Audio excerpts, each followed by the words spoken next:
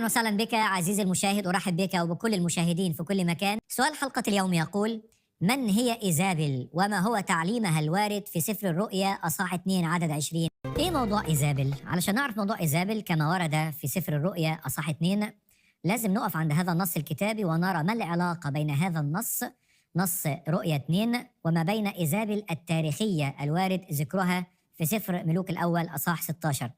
يقول الكتاب في رؤيا 2:18: واكتب إلى ملاك الكنيسة التي في ثياتيرا.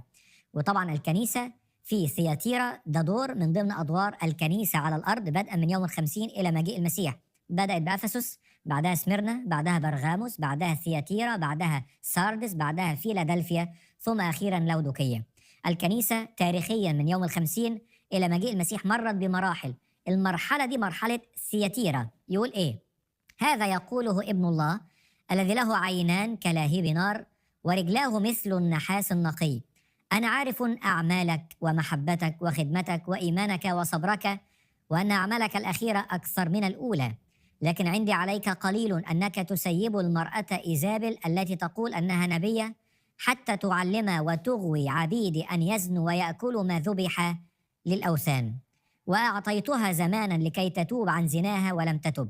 ها أنا ألقيها في فراش والذين يزنون معها في ضيقة عظيمة، إن كانوا لا يتوبون عن أعمالهم، وأولادها أقتلهم بالموت.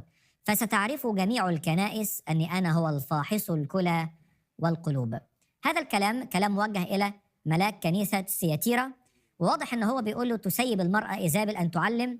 عايزين نعرف يعني تسيب المرأة إيزابل أن تعلم، بس عشان نعرف كده لازم نعرف من هي إيزابل.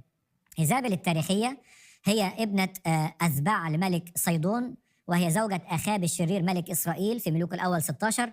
كانت تعبد البعل وترعى عبادة البعل ضد إله إسرائيل. كانت تعول 450 نبيا من أنبياء البعل، وكمان 400 نبي من أنبياء السواري على مائدتها، وكانت مشهورة بالسحر وعبادة الأوثان. إيزابل التي قتلت أنبياء الرب وكانت تهدد حياة إيليا رجل الله. يعني إيه بقى تعاليم إيزابل الزانية؟ ايه علاقة إيزابل ملكة أو زوجة أخاب بما هو حادث في كنيسة ثياتيرا؟ احنا عارفين انه الكتاب لما علمنا ان الكنيسة جسد والمسيح رأس، ولما يقول المسيح رأس فهو له القيادة، زي بالظبط صورة الرجل والمرأة. الرجل رأس المرأة والمرأة تخضع للرجل، فالقيادة في يد الرجل، مش تحيز لجنس دون الآخر، لكن ترتيب أدوار في البيت وترتيب أدوار في الكنيسة، أن الكنيسة تخضع للمسيح الرأس. وبالتالي عندما تتولى الكنيسة بالاستقلال عن المسيح الرأس أنها تصيغ لنفسها سلطة تطارد بها الناس وتعلم بها الناس وتفصل فيها بين الناس، أخذت مكان المسيح الرأس. هنا تصير كأنها إيزابل الزانية، إيزابل التي جعلت شعب الله يزنون، عبيد الله يزنون من وراء الرب. طبعا الزنا هنا زنا روحي، لأن الزنا هنا معناه تحول القلب بعيدا عن الرب.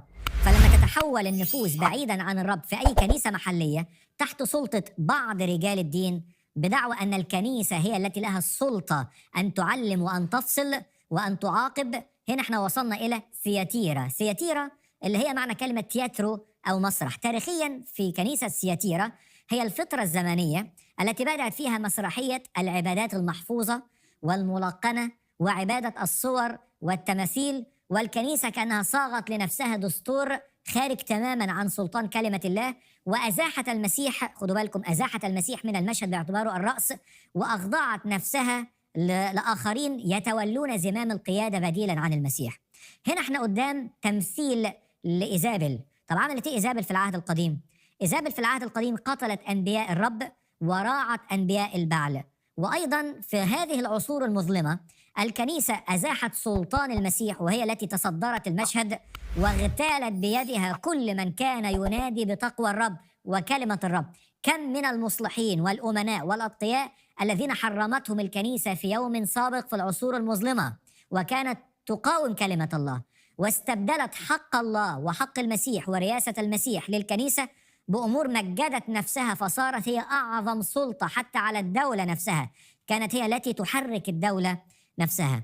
لما يقول أغوت عبيدي أن يزنوا ويأكلوا ما ذبح للأوثان، أي أنها حولت قلوب كل شعب الله بعيدا عن الرب، وكانت توجه الناس إلى البشر.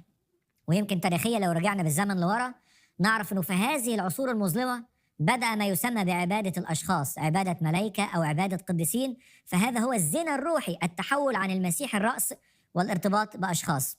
أعطاها زمانا أن تتوب ولم تتب. تاريخيا أيام العصور المظلمة بدأ عصر الإصلاح، وكانت هناك نداءات تلو النداءات للعودة مرة أخرى إلى الكتاب المقدس. Back to the Bible، عودة إلى الكتاب. ماذا يقول الكتاب؟ عملت إيه إيزابل؟ عملت إيه هذه الكنيسة في هذه المرحلة؟ قتلت كل رجال الله من كانوا ينادوا بهذا الحق، الرجوع مرة أخرى إلى كلمة الله. إيزابل موجودة ومستمرة في أي نظام ديني يزيح المسيح من على عرشه وسيادته وسلطانه في الكنيسة. من يرفض سلطان المسيح في الكنيسة، من لا يعترف بربوبية المسيح في الكنيسة، من يحول قلب الشعب إلى أشخاص أو إلى ملائكة بعيدا عن المسيح، فهذا شريك مع إيزابل. وإيزابل هي التي قادت شعب الله إلى هذه الحالة، وهناك الكثيرون من يقود شعب الله إلى هذه الحالة. فعلينا أن نرجع مرة أخرى إلى ماذا يقول الكتاب. ماذا يقول الكتاب؟ الكتاب يقول أن المسيح رأس للكنيسة، وأن الكنيسة جسد للمسيح، وأن الكنيسة تخضع للمسيح الذي هو الرأس. والتقي بك في حلقة جديدة قادمة، والرب معك.